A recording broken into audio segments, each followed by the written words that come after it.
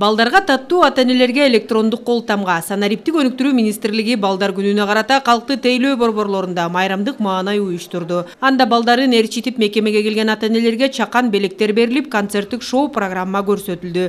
Мекеменин жетекчилигинин айтымында балдар күнү менен Санариптик министрлигинин түптөлгөн датасы бир күнгө туш келгендиктен кош майрамды өзгөчө өткөрүү чечими кабыл алынган. Чара биринчиден балдарга бир таттууларды